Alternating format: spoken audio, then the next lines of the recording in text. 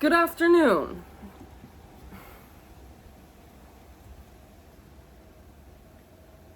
You can do hard things. You got this. What are we talking about?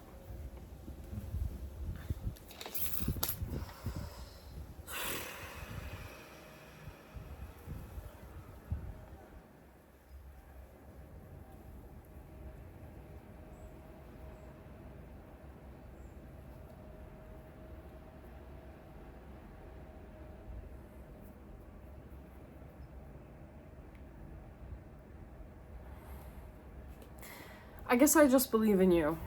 I believe in the fact that you have the ability to transform the way that you think about yourself and the way that you think about life. And I believe that you can show yourself that it doesn't just have to be the way that it is for you. And I want you to know that this can apply to literally anything. Because, for example, I think a lot of people struggle with the idea of being perceived negatively by other people. I do. I did. And I would intentionally distance myself from embarrassing or awkward moments, or put up a defense mechanism when I felt something was awkward or embarrassing, in order to protect myself from the idea that somebody else would think that I'm a little weirdo because I like to yell in public, or I like to be a goofy individual who looks at people, answers questions that I'm not talking to them about. I'm talking to the person next to me, but I say it to them and I say, I just finished what my statement was to another person who has no fucking idea who I am or what I'm doing talking to them. They don't know me, right? My point is, it's not real. And I completely eradicated the idea of awkwardness and embarrassment in my life when I told myself that it doesn't affect me anymore. And I told other people it doesn't affect me anymore. And, a lot of things can be done as simply as just tricking yourself into thinking that these things are not as serious as you make them out to be, because really nothing truly is. But it can be really difficult when people on the interwebs say, shift your mindset, change your perspective, change your life. And it's like, well, what the fuck does that even mean though? How do I do that? And how do we translate that into a palatable, normal person idea of shift your mindset, shift your life?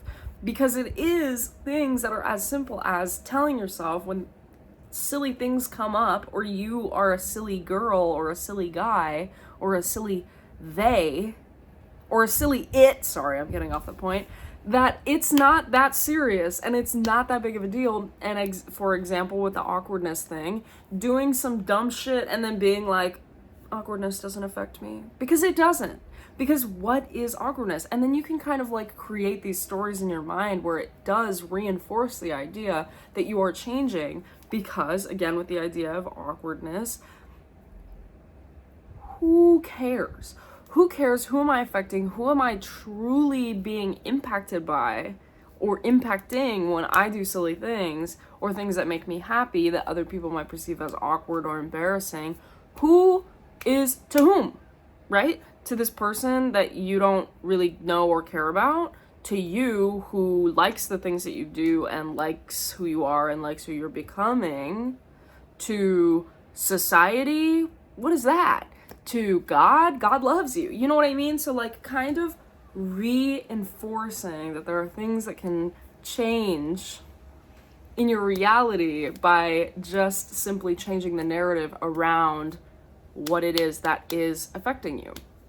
Now, this can get difficult when we get into the realm of things that are really important and the things that really trigger us and really get down on ourselves about, because being silly is being silly, right? But then what do you do when you have to change narratives around things that have been ingrained in you for your whole life?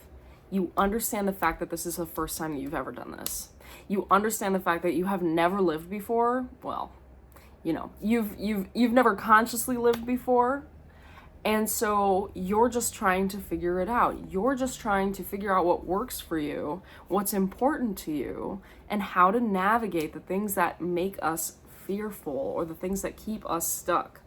And it isn't as simple as change your mindset, change your life, period. It's change your mindset, change your life, reinforce that, and give yourself the grace to mess up without being a downer on yourself or a downer on the world.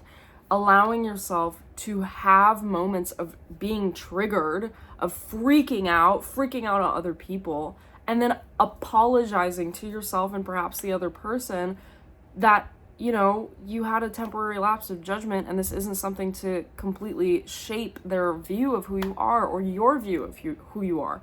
Because it's the first time that you've ever decided, I'm gonna do something different about my life. And you deserve the forgiveness of understanding that you're not going to get it right the first time or the second time or the third time. And however many times it takes is however many times it takes, you know?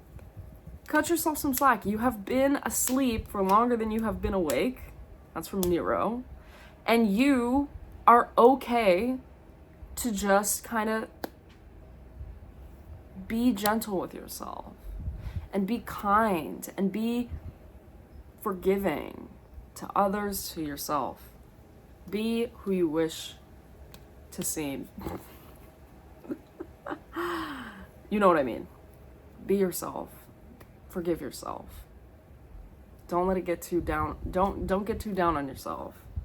And when you feel really stuck is when maybe you need rest. You need to be kind. You need that like hit of, oh, I'm not an awful person because I didn't do anything today. Oh, I'm not completely undisciplined and deserve nothing because someone else said that. What do they know? What do they know that you don't know?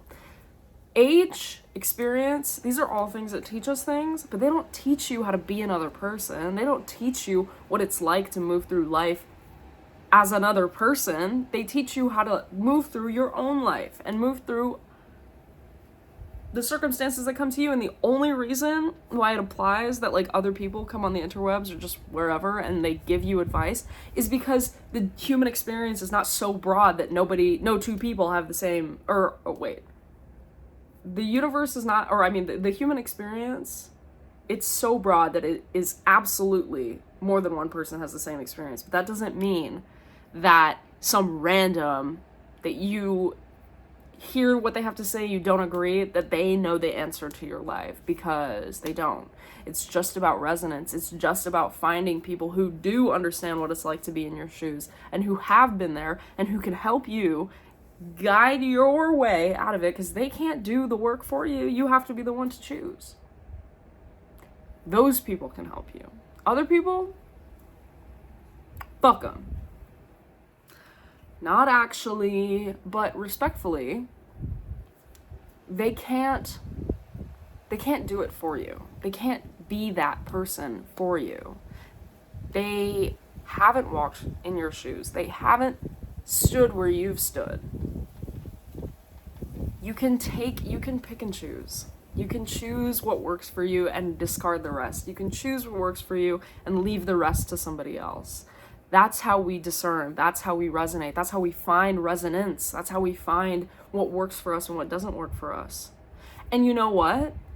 Even if you're wrong, like, you can just try again and you can do some other way and you can try what somebody else says and you can listen to another person, or you can listen to yourself and your heart and what it shows you is the right way to go and what path you are meant to take.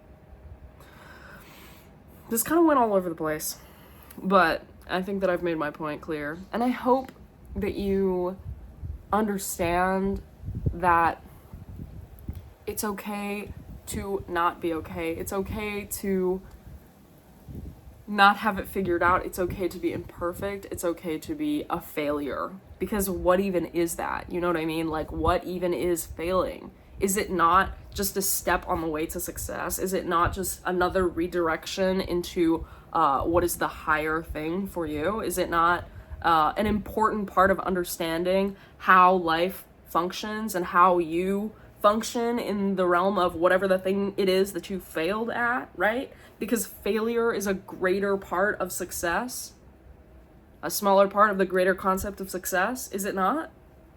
If you never failed, if you never did anything, you would never succeed and you would never fail. And I think not doing anything is the failing part. Because, oh my God, not even though. Because when you understand failing, you get doing nothing, you get the contrast of, do I want to do this? Girl, no, right? Or do I want to do this? Girl, yeah, right? Like, and being calm with yourself and being understanding of the fact that the emotions that you're experiencing will pass through you. You will get to the other side. You will get to another greater part of happiness and joy, which is, I guess, what we're all searching for, of course. But in that realm is the commonality of knowing that you are not fixed. You are not stuck. You are not one thing. And you are not destined to never move or never change or never expand or never see a different perspective or turn into a different shape. You are never going to be one thing. And so why be hard on yourself for not being good at the thing that you have little experience with, that you're slowly trying to shift into, that makes for a greater, more peaceful life and environment for you and for your vessel and for your soul and for your person. Fail to succeed. Try to succeed. Do anything but cruelty to succeed. Do success in the way that success is meant to be done. A gradual unfurling of a greater truth, which is the beauty of experiences, both contrasting and in alignment, both loving and fearful, that add to the rich tapestry that is your life, that will be your life on your deathbed, that will be the greatness that you reflect on as you come into who you are. I lost it a little bit, but I think it's still there. So genuinely, you got this. You're gonna be okay. Be nice to yourself. Cut yourself some slack. Understand that it is all a part of life. It's all a part of the game. It's all a part of existing as a person in the world who has never consciously existed before. Thanks for being here. I love you. Bye.